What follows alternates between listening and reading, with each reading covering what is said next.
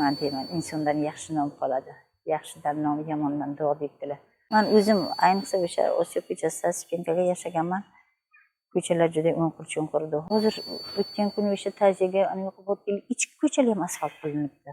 Barcha ko'chalar. Endi ko'chalarning asfalt qilinganligini aytmasa ham bo'ladi. U katta asosiy ko'chalar asfalt qilinmas edi. Hozir xudoga shukr, ko'chalar asfalt, trotuarlar qilingan. Ko'chalarimiz chiroyli.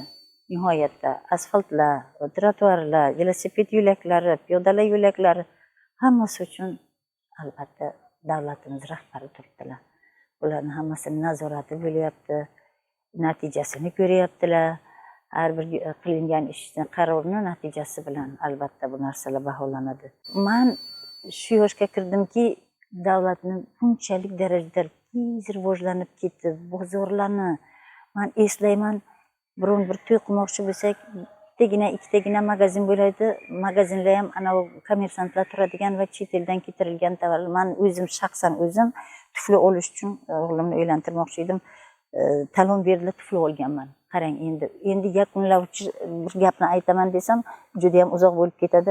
Bozorlarga xohlagan narsani olasiz. Magazinlardan xohlagan narsani olasiz. Xohlagan joyda. Endi bu albatta davlatni qanchalik darajada chet ellarga chiqib eksport, import masalasi, xalqni talabi qanaqa, taklif qanaqa bo'lyapti. Talab bilan taklif hozir mos bo'lib, ba'zan talab kuchli bo'lyapti. Shuning uchun eksport, import bularga ham e'tibor berilyapti-yu.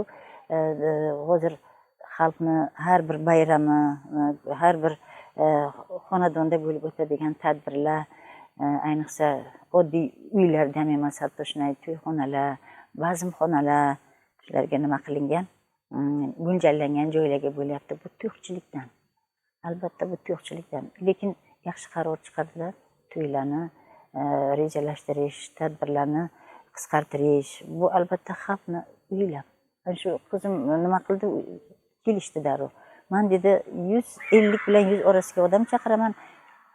Mablag'ni asosiysi yoshlar va investitsiyani yoshlarga beramiz. Ular kvartira olsin, sharoitini to'g'rilasin. Ana shu hatto mebel olmoqchi bo'lsangiz ham qayerdan olib keladi. Hozir shunaqa sexlar ochilganki, importlardan ham qo'lishmaydi. Men o'z telefondan qaraysiz, yana buni ham qarang, yana tanlov telefondan.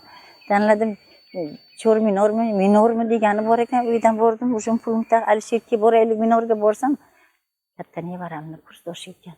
Bordim $400 shuna yaxshi ugalib olib, uni men 10 million ham olib olmasdim. Uyimga keltirib taqlab berib ketishdi. Ana bu albatta o'yinlikning mevasi. Undan ham eng yaxshisi poliklinikalarni qarang. Har haftaga kelib bir aylanadi. Men ularning shpioniman. Nurbuxola, jo'na, kim keldi ko'changizga, kim domingizga, kim keldi, kim ketdi, bizga ayting, falonsidan. Keladilar bechoralar. Ular hammasi xalqni qo'yishi, irodasi albatta. Albatta mablag' kerak. Lekin o'sha narsalar hammasi davlatning nazoratida, soliq, boshqa. Xudoga shukr. Endi aytsam cheksiz bu gaplar. 10 yil ichida tanib bilmaysiz. Shu vokzalga kelgan odam o'zi qaraydi, voy buni.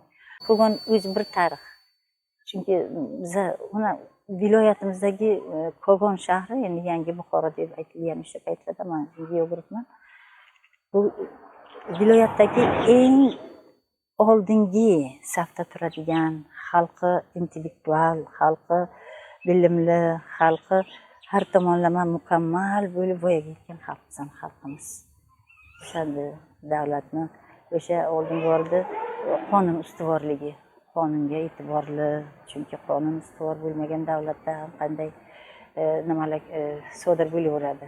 Ana shu narsalarni o'zi 10 yil ichida tubdan o'zgarganini ko'rib, shunga mana Xudoga shukr, mana bo'lar ekan-ku. Juda ham ajoyib davrimiz. Xudoga shukr. Xudoga behisob shukr. Shukrona aytaman. Davlatimiz bosh qo'mondoni, davlatimizning bosh rahbari Miramonovichni, Mirziyoyevni umrlari uzoq bo'lsin. Yaqinda Imom Buxoriyga borib keldim, yana borib ziyorat qildim. E'tiqodimizni qaytib berdi o'sha kishi. Qani masjidga borish, qani madrasaga borish, qani bir namoz o'qish, bunaqalar yo'q edi. Xudoga shukr, bu milliyligimiz, e'tiqodimiz. Inson har tomonlama mukammal bo'lib yetishi kerak.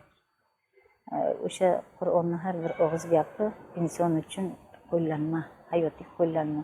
Men nechinchi marta o'qiyapman Abdulaziz Mansurni, har o'qiganimda yangi so'zlarni mazmunini yechaman, bilasizmi? Oldin shuni o'qib ketgan ekanman-da deyman. Qarang, shu bitta so'zni o'zini shunaqa mazmunli. Qarang. Mayli, Xudoga behisob shukr. Men o'ylayman eng baxtli insonman, chunki insoniylikni farzga bordim, yetishdim. Farz qilingan 5-farzimni ham uddaladim. Bordim. O'qituvchiligimni ham cho'qqisiga chiqdim, xizmat ko'rsatgan o'qituvchiman, Xudoga shukr. Bundan juda ham mamnunmanki, hayotim besamar o'tmadi. Hayotim shunday chiroyli nimalar bilan, albatta shovqin-suronli, bel yomg'irli, siylay rahimli bo'lib o'tdi. Xudoga shukr, mayli. Hammasiga roziman. Shukr. Behisob shukr.